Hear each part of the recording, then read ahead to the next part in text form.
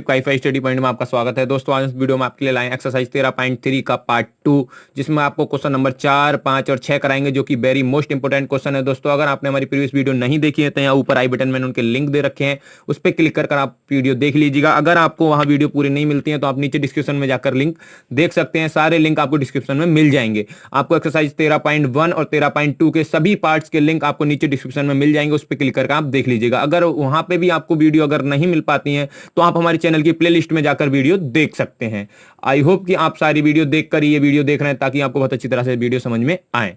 तो चलिए दोस्तों, क्वेश्चन नंबर 4 के साथ शुरू कर।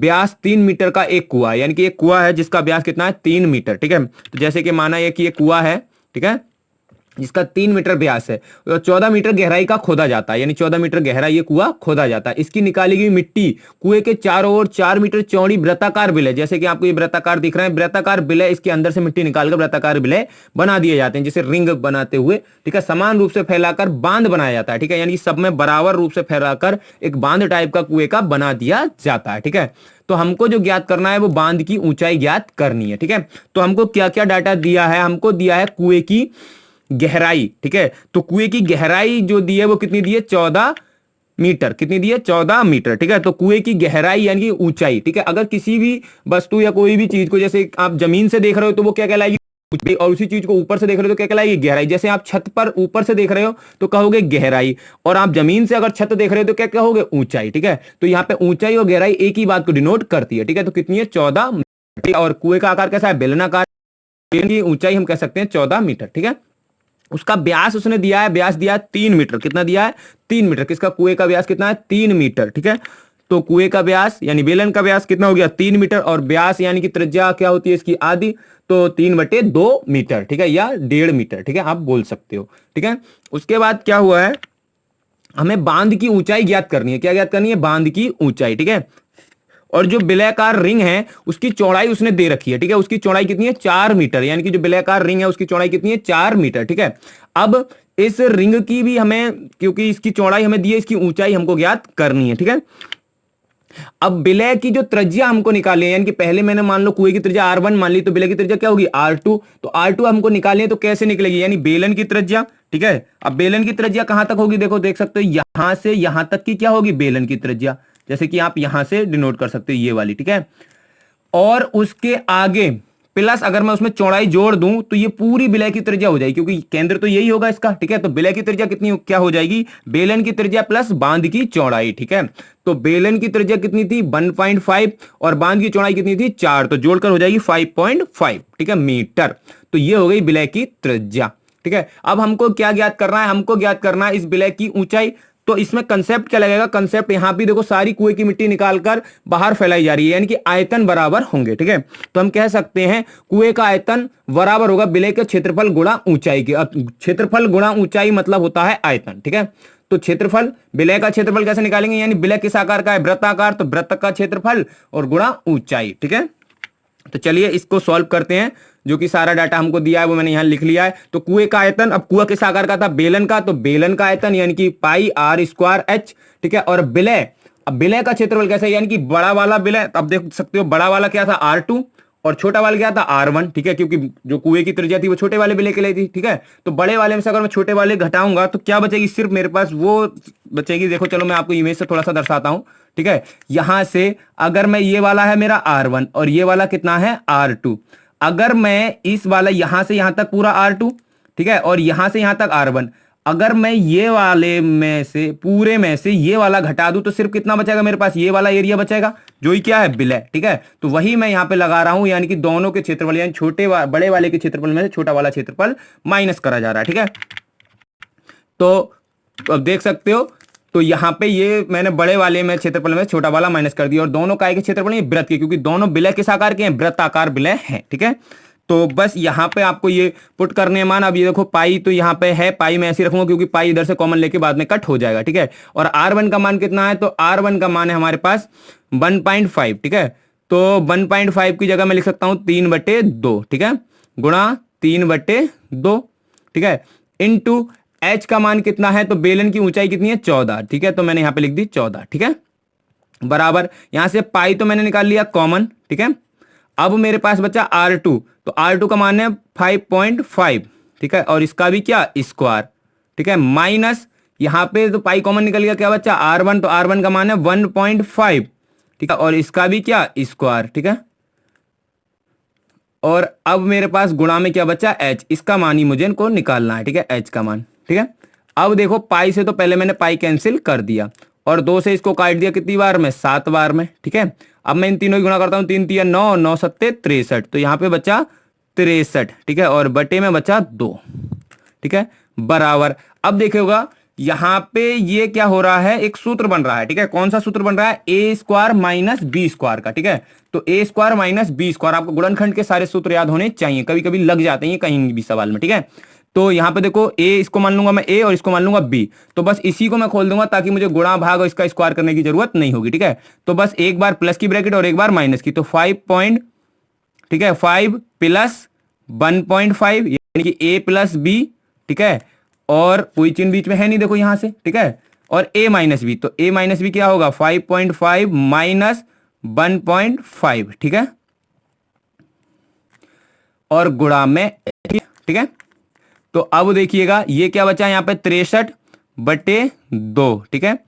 अब यहां पे ये जब जुड़ेगा तो कितना हो जाएगा 7, ठीक है, इनटू जब कोई चिन्ह नहीं गुणा लगाएंगे और यहां पे घटेगा तो क्या आएगा 4, ठीक है, और गुणा में h, ठीक है।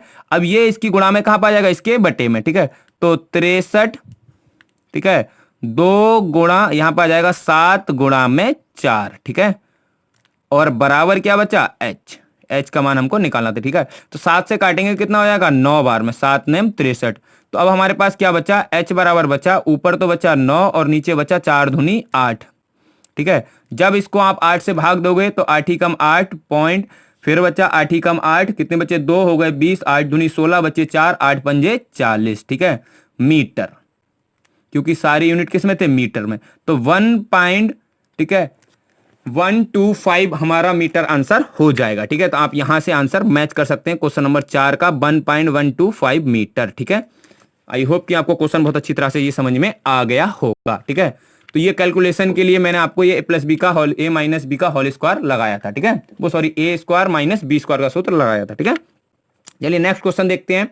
नेक्स्ट है, व्यास है 12 सेंटीमीटर, ऊंचाई है 15 सेंटीमीटर वाले एक लंबवृत्तीय बेलन के आकार के आइसक्रीम से पूरा भरा हुआ है, यानी कि बर्तन है आइसक्रीम से पूरा भरा हुआ है जो कि बेलन आकार का है, ठीक है, यानी कि एक ये बर्तन है जिसमें आइसक्रीम भरी हुई है, ठीक है, और जिसकी उसने व्यास दे रखा है, व्यास कितना है 12 सेंटीमीटर, ठीक है, तो यानी कि लंबवृत्तीय बेलन का व्यास कितना हो गया 12 सेंटीमीटर, ठीक है। अब इसकी त्रिज्या कितनी हो जाएगी 6 सेंटीमीटर, क्योंकि व्यास की आधी क्या होती है त्रिज्या, ठीक है। इसकी ऊंचाई भी उसने दे रखी है, यानी जो बेलन इतना ऊंचा है तो कितना ऊंचा है 15 सेंटीमीटर ऊंचा है, ठीक है, 15 सेंटीमीटर इसकी ऊंचाई है, ठीक है। इसके अंदर भरी हुई क्या है, आइसक्रीम भरी हुई है, ठीक है। अब हमको करना क्या है, इस आइसक्रीम को 12 सेंटीमीटर ऊंचे और 6 सेमी व्यास वाले शंकुओं में भरा जाना है, ठीक है, यानी कि 12 सेमी ऊंचे, ठीक है, और 6 सेमी व्यास वाले शंकु, यानी कि जिस प्रकार के जो कौन जो होते हैं उनमें ये आइसक्रीम भरी जानी है, इसके अंदर से निकालकर इसके ऊपर आइसक्रीम भरी जानी है, ठीक है, इसके अंदर। तो हमें को बताना है कि इसमें कितनी संख्याओं में ये शंकु कितनी संख्या में भरे जा सकते हैं, ठीक है।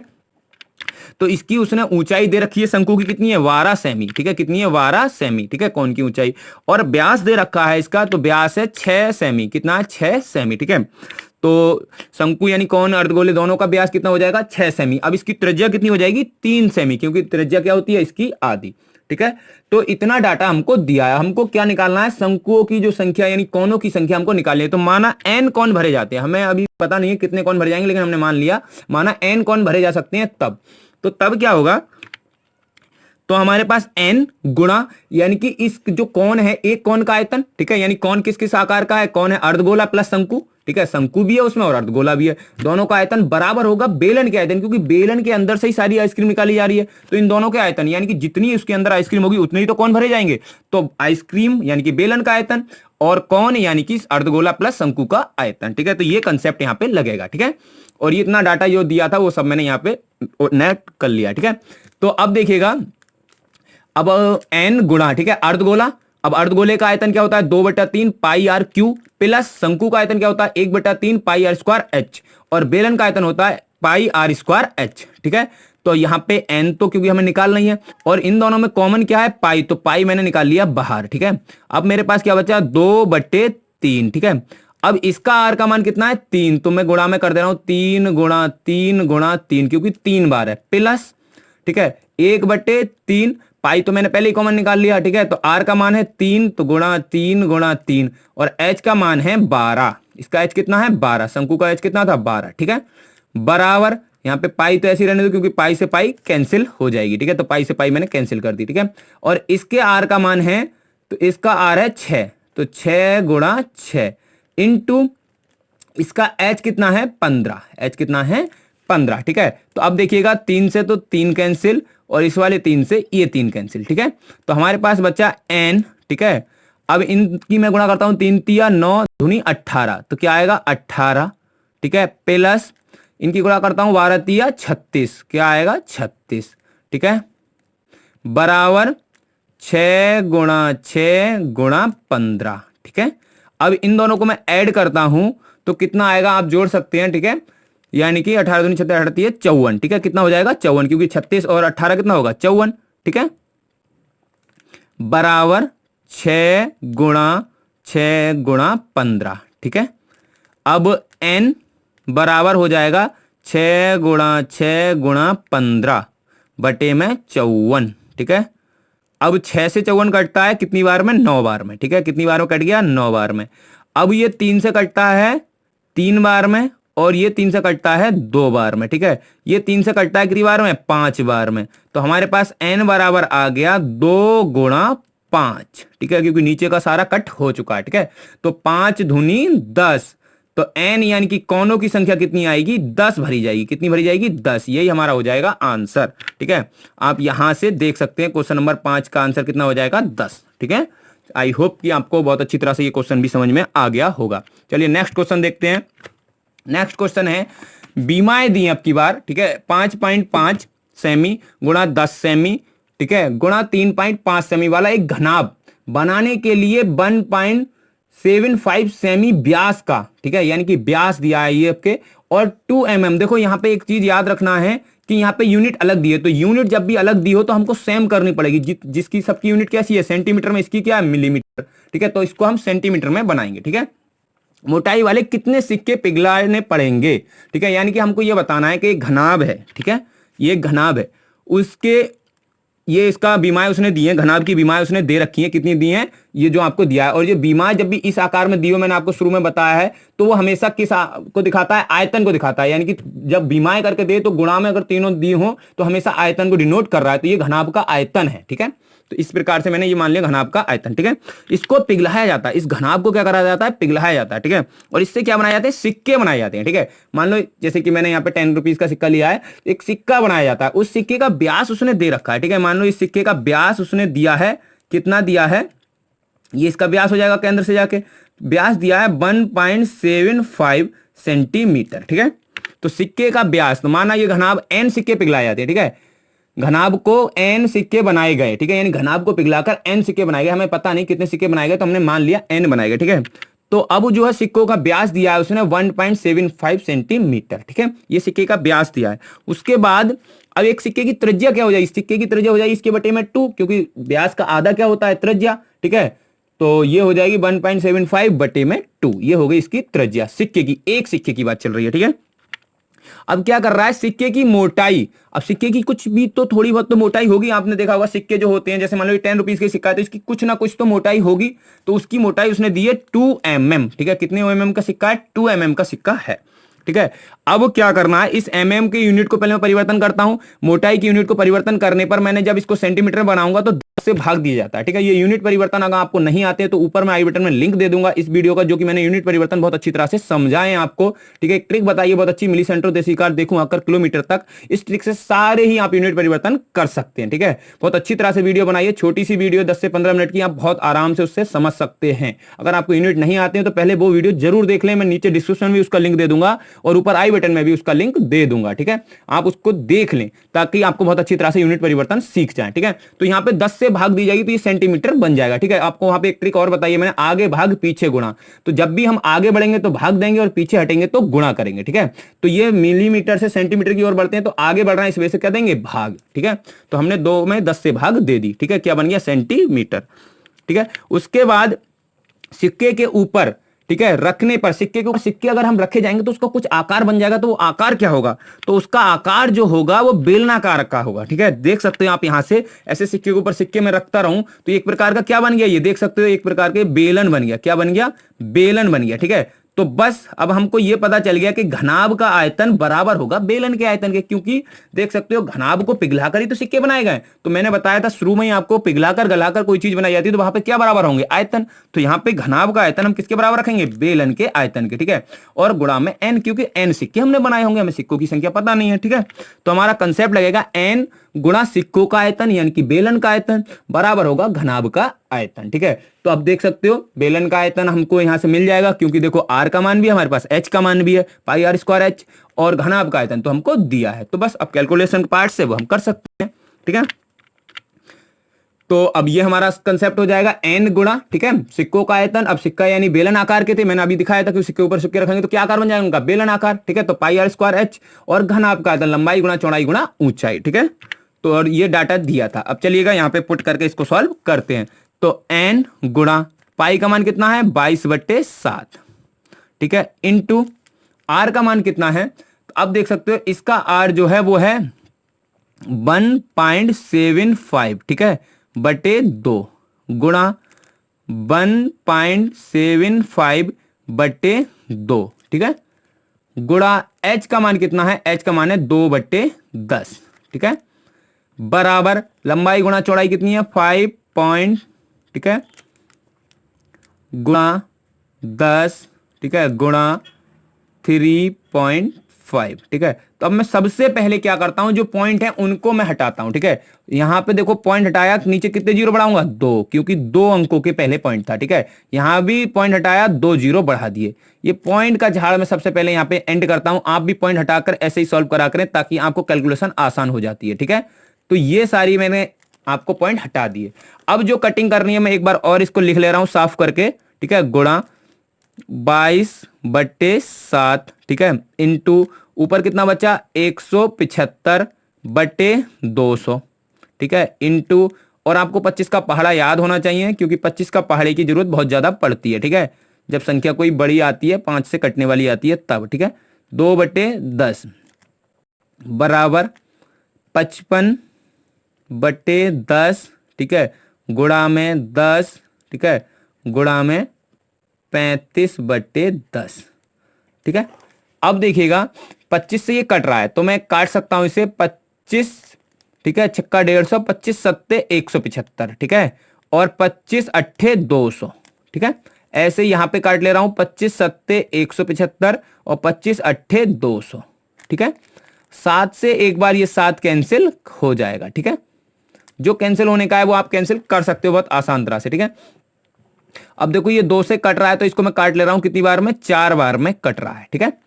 अब हमारे पास और इतना ज्यादा कटने का है नहीं, ये 0 अभी रहने दो, और 10 से ये 10 कैंसिल हो जाएगा, ठीक है। तो एक बार जो बचा डाटा वो लिख ले रहा हूं, गुणा क्या बचा 22, ठीक है, गुणा में 7, ठीक है, ये बचा ऊपर, और बटे में बचा हमारे पास 8, गुणा में 4 और गुणा में 10, ठीक है, बराबर यहां पे बचा हमारे पास 55, ठीक है, गुणा में 35 और बटे में 10, ठीक है। क्या करते हैं, इसकी गुणा इधर और इसकी गुणा इधर करते हैं, ठीक है। तो चलिएगा ये कर लेते हैं, यानी कि ये सारी चीज इधर आ जाएगी और ये कहां आ जाएगी, इधर। तो ये भी मैं कर ले रहा हूं। अब n बराबर, क्योंकि n का मान तो हमको निकालना ही है, तो ये 55 गुणा 35, ठीक है, गुणा में 8, गुणा में 4 और गुणा में 10, ठीक है, बटे 22 गुणा में 7, ठीक है, और गुणा में एक ये वाला 10, ठीक है, क्योंकि ये वाला 10 तो इसी के साथ में रहेगा नीचे, तो 10। तो देखो 10 से तो पहले 10 कैंसिल किया मैंने, 7 से काटा, 7 पंजे 35, 5 बार में ये कट गया। ठीक है, 11 से ये कट रहा है तो 11 से काट ले रहा हूं, 11 पंजे 55 और 11 दूनी 22। 4 से ये काट ले रहा हूं, 4 चौक, ठीक है, 4 दूनी 8, ठीक है, 2 चौक 8। तो अब देखो 55 25, हमारे पास क्या बचा, चलिए मैं नेक्स्ट लिख ले रहा हूं थोड़ा सा आगे जाके। ठीक है, क्या क्या बचा, n बराबर बचा हमारे पास 5 गुणा 5 गुणा 4 गुणा 4। ठीक है, और कुछ बचा देख सकते हैं। ठीक है, यही बचा, नीचे तो सारा कट हो चुका है, 5 गुणा 5 4 गुणा 4 और बाकी 10 कैंसिल हो चुका है। ठीक है, तो ये डाटा हमारे पास बचा। अब बस इनकी गुणा करनी रहेगी, 55 25, 25 चौका 100, और तो क्या हो गया हमारे पास 100 गुणा 4। ठीक है, n बराबर, तो n बराबर 100 चौका 400, तो n बराबर आ गया हमारा 400। ठीक है, कैलकुलेशन आप खुद कर सकते हो, यानी कितने सिक्के पिघलाए गए होंगे, 400 सिक्के पिघलाए गए होंगे। ठीक है, तो यही हमारा हो जाएगा आंसर। क्वेश्चन नंबर 6 का आप आंसर मैच कर सकते हैं, 400। ठीक है, आई होप कि आपको वीडियो बहुत अच्छी तरह से समझ में आ गया होगा। अगर वीडियो आपको अच्छा लगा हो तो हमारे चैनल को सब्सक्राइब करें, साथ ही वीडियो को लाइक करें, अपने फ्रेंडों के साथ शेयर करें, ताकि वीडियो आपको ऐसी अच्छी अच्छी मिलती रहे। जय हिंद, जय भारत।